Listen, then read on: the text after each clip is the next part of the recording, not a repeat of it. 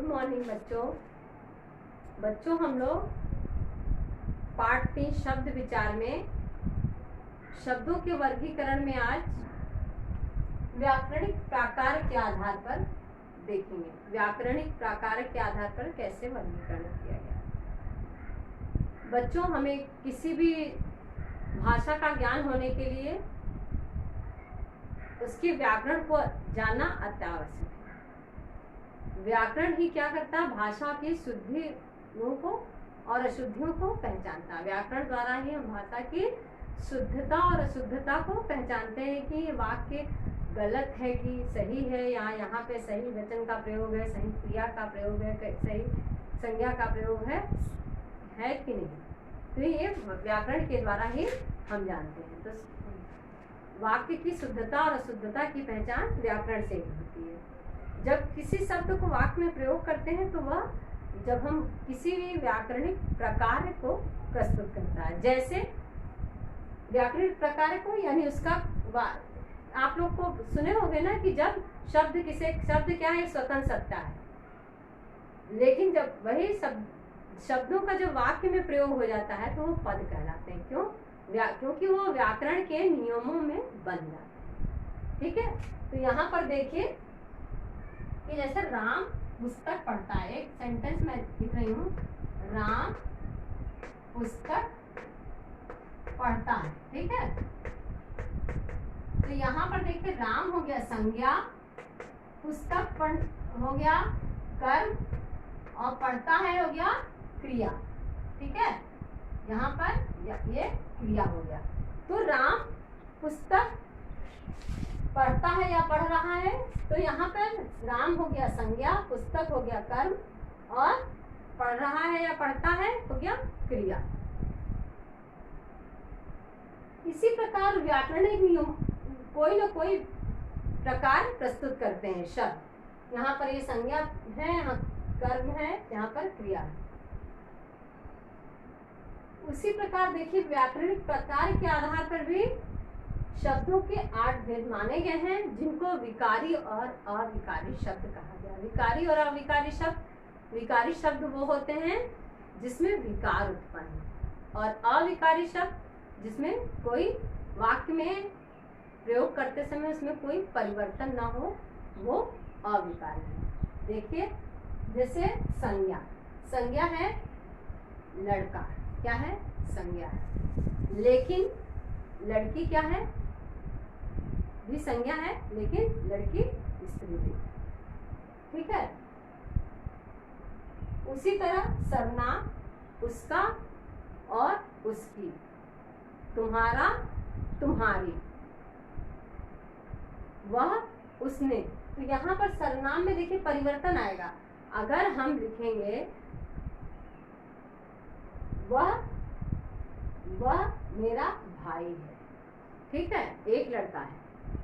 अगर एक से अधिक लड़का है तो सर्वनाम का प्रयोग क्या होगा, वो मेरे भाई है। तो यहाँ पर बहुवचन हो गया, 1 से 2 हो गया। लिंग वचन और कारक के कारण इसमें विकार उत्पन्न होता है।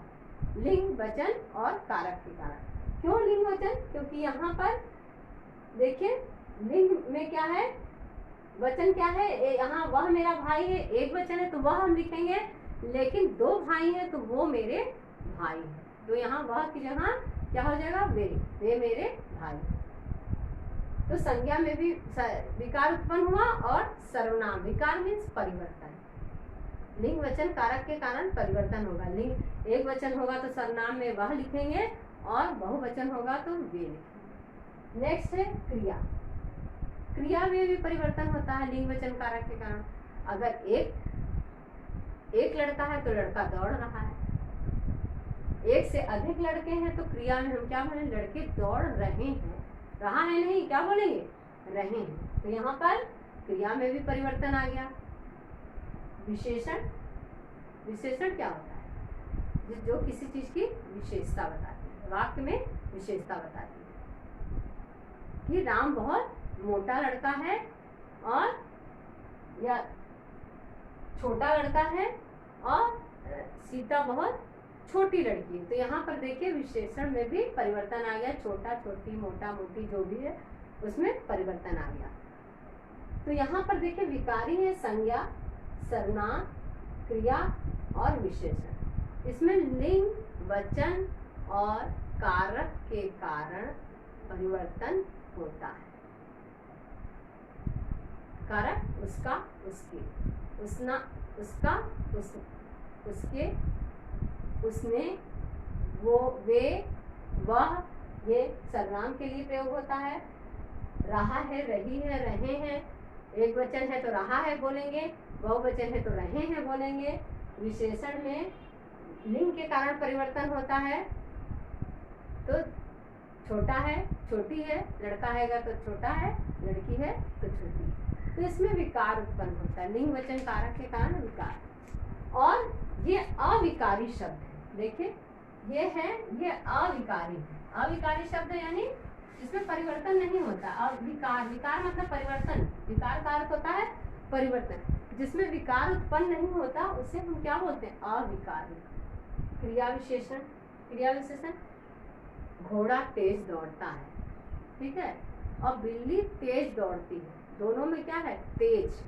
तेज क्या हो गया? क्रिया की विशेषण। क्रिया विशेषण क्या होता है? जो क्रिया की विशेषता बताते हैं। तो यहाँ पर तेज क्रिया विशेषण है, क्रिया की विशेषता बता रहा है। तो घोड़ा तेज दौड़ता है या बिल्ली तेज दौड़ती है, दोनों। घोड़ा हो गया पुल्लिंग, बिल्ली हो गया स्त्रीलिंग, लेकिन दोनों में तेज ही शब्द का प्रयोग हुआ। इसमें कोई विकार उत्पन्न नहीं हुआ, परिवर्तन नहीं हुआ, चाहे वो बिल्ली दौड़े या घोड़ा, या बिल्लियां, बहुवचन बिल्लियां तेज दौड़ती हैं, घोड़ा तेज दौड़ता है, तो भी हम वचन के कारण भी कोई परिवर्तन इसमें नहीं होगा, जैसा है वैसा ही लिखा जाएगा क्रिया विशेषण। संबंध बोधक, संबंध बोधक में क्या होता है कि संबंध बताया जाता है कि इसमें क्या होता है। जैसे काकी के, इसमें संबंध बताया जाएगा, तो वो भी संबंध बोधक में भी परिवर्तन नहीं होगा। जैसे के बिना, के साथ, के लिए, के पीछे, उसके घर के पास, मेरे मित्र के घर के पास मेरा घर है, के पास, घर के पीछे मेरा घर है, के पीछे, के आगे, मेरे घर के आगे वह रहता है, तो उसके घर का संबंध उससे, उसके घर बता रहा है, तो संबंध बोधक ये शब्द हो गए। उसके बाद समुच्चय बोधक। समुच्चय बोधक क्या होता है? दो समुच्चय, दो वाक्य को जोड़ता है, किंतु, परंतु, लेकिन, ये जो सारे शब्द होते हैं, इनका भी एक वचन बहुवचन में जैसे हैं वैसे ही प्रयोग किया जाता है। किंतु, परंतु, लेकिन, ये लिंग वचन कारक के कारण किंतु, परंतु, लेकिन में कोई विकार या परिवर्तन नहीं होता। नेक्स्ट है विस्मयादि बोधक। विस्मयादि बोधक क्या होता है? विस्मय, आश्चर्य प्रकट है, चाहे वो आश्चर्य दुख से हो, चाहे वो आश्चर्य खुशी से हो, चाहे वो आश्चर्य घृणा से हो, ठीक है। विस्मय, छी, घृणा से, वाह, खुशी से, हाय, दुख से, तो ये विस्मयादि बोधक का है। तो हाय, छी या वाह जो शब्द है उसका लिंग वचन कारक के कारण वाक्य में जब हम वाक्य बनाएंगे तो कोई परिवर्तन नहीं है। चाहे जैसे देखिए, वाह मेरा भाई प्रथम आया, वाह मेरी टीम जीत गई, तो वाह टीम में, वहाँ बहुत सारे टीम में लोग मेंबर हैं, लेकिन वहाँ पर भी वाह का ही प्रयोग हुआ है और उसमें कोई परिवर्तन नहीं आया है। तो ये सारे शब्द जो है अविकारी हैं, और इधर जो लिखे गए हैं ये सारे शब्द जो हैं ये विकारी शब्द है। इनमें क्या होता है? परिवर्तन आता है, और इधर जो है इनमें परिवर्तन नहीं आता है। तो हम लोग रचना के आधार पर वाक्य का के जो भेद व्याकरणिक प्रकार के आधार पर विकारी और अविकारी शब्द पढ़े। नेक्स्ट लास्ट है अर्थ के आधार पर। बच्चों दूसरा भेद है अर्थ के आधार पर। अर्थ के आधार पर कितने भेद होते हैं? 8 प्रकार के भेद होते हैं। कौन कौन से? पर्यायवाची, विलोम, समरूपी, सुत, समभिन्नार्थक, एकार्थक, अनेकार्थक और वाक्यांश के लिए एक शब्द और अवधारणात्मक। यहाँ पर देखेंगे, पहला है अनेकार्थक, एकार्थक, अनेक शब्दों के लिए एक शब्द है। अनेक शब्दों के लिए यहाँ पर अनेक शब्दों के लिए एक शब्द है। दो बार अनेक शब्दों के लिए एक शब्द।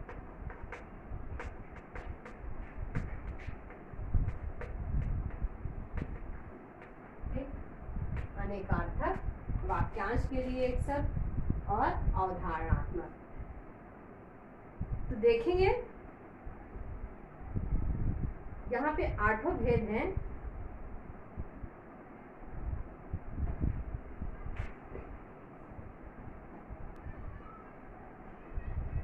बच्चों देखिए, अर्थ के आधार पर 8 प्रकार के भेद माने गए हैं। पर्यायवाची, विलोम, समरूपी, श्रुत, समभिन्नार्थक, एकार्थक, अनेकार्थक, अर्थ भेद वाले शब्द, वाक्यांश के लिए एक शब्द, वाक्यांश के लिए एक शब्द और अवधारणात्मक शब्द। वाक्यांश के लिए एक शब्द और अवधारणात्मक शब्द। तो बच्चों ये आप लोग पढ़े होंगे शब्द भंडार में। हम लोग इसको अर्थ के आधार पर जो वाक्य भेद है शब्द भंडार में आप लोग पढ़े होंगे। विलोम, पर्यायवाची बचपन से पढ़ते आ रहे हैं। श्रुत, समभिन्नार्थक, ये सब किसे कहते हैं आपको पता है। पर्यायवाची शब्द पहला देखिए, इसके अंतर्गत आते हैं पर्यायवाची जिसके अनेक अर्थ होते हैं। ठीक है, पर्यायवाची शब्द एक शब्द के क्या होते हैं कि समान, पर्यायवाची शब्द को हम समानार्थी शब्द भी कहते हैं। अनेक शब्द होते हैं लेकिन उसके अर्थ जो है समान होते हैं। जैसे सूरज, सूरज है तो रवि हो गया, भानु हो गया, भास्कर हो गया, ये सूरज का ही नाम है, सूर्य का है। तो ये पर्यायवाची शब्द हो गए।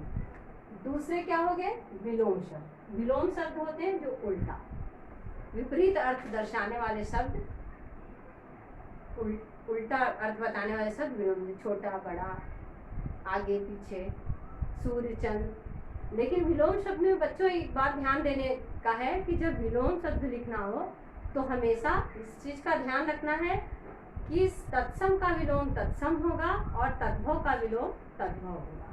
देशज और विदेशी शब्दों में भी इसी बात का ध्यान रखिएगा कि देशज और विदेशी शब्दों का भी विलोम समान ही होगा। देशज का देशज, विदेशी का विदेशी।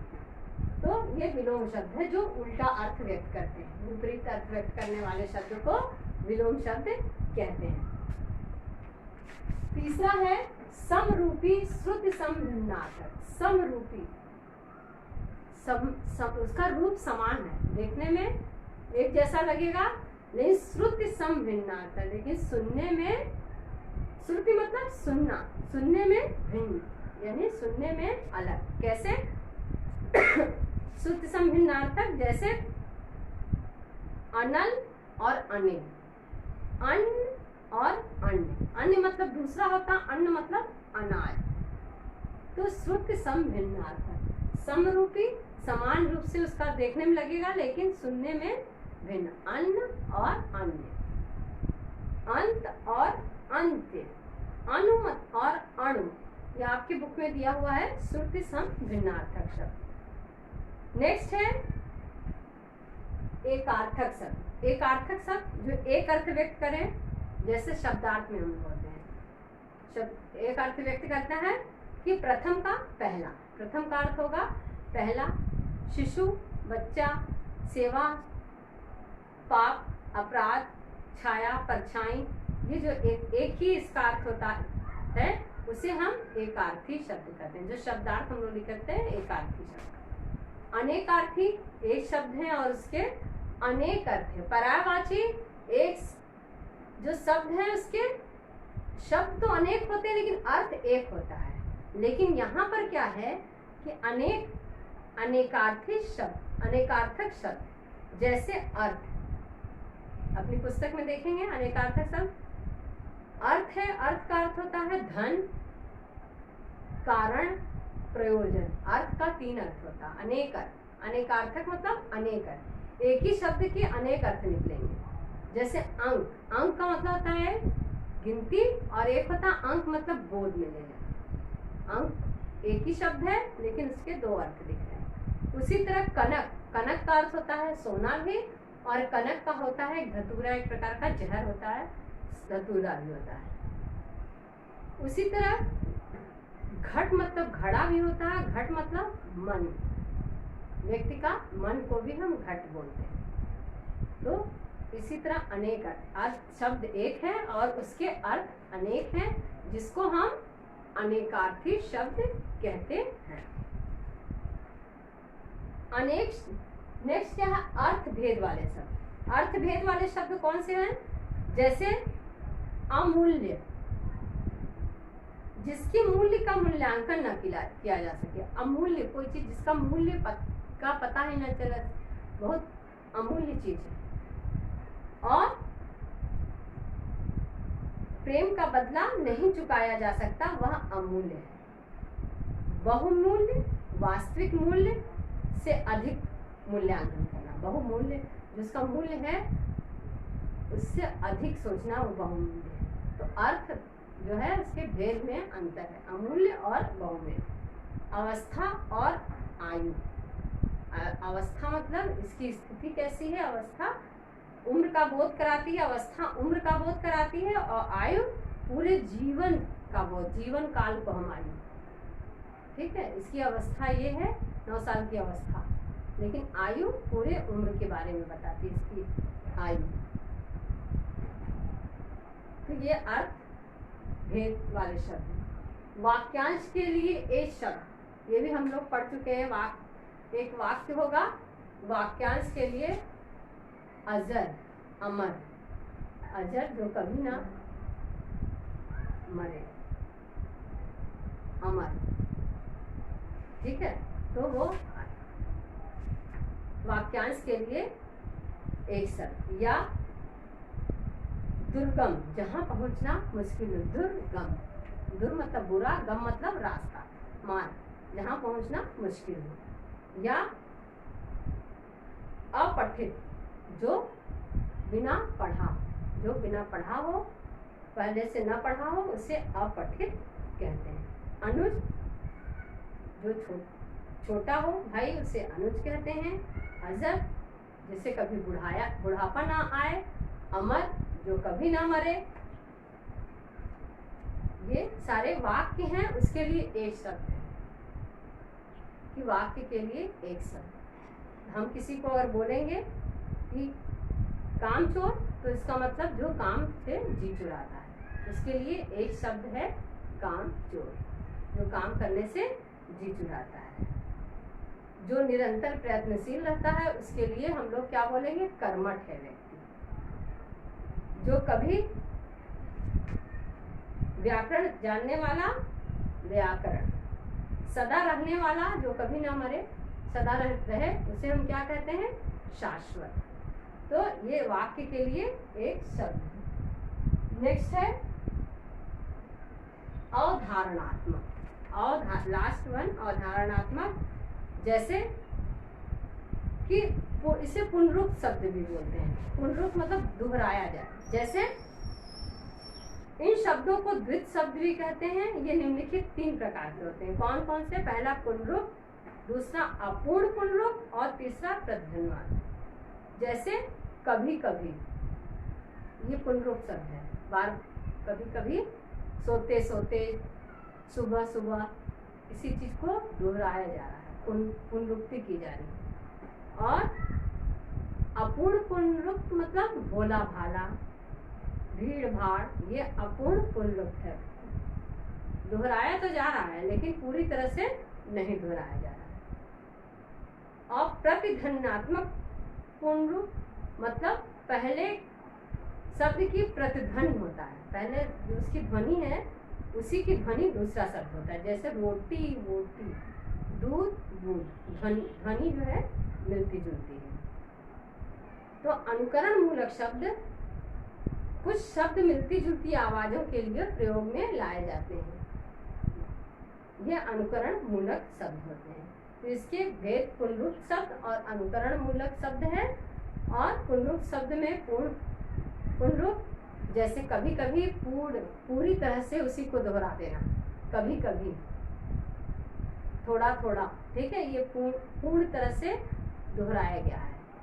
अपूर्ण पुनरुक्त जैसे भीड़ भाड़, भोला भाला, ये दोहराया तो गया है लेकिन एकदम पूरी तरह से नहीं दोहराया गया।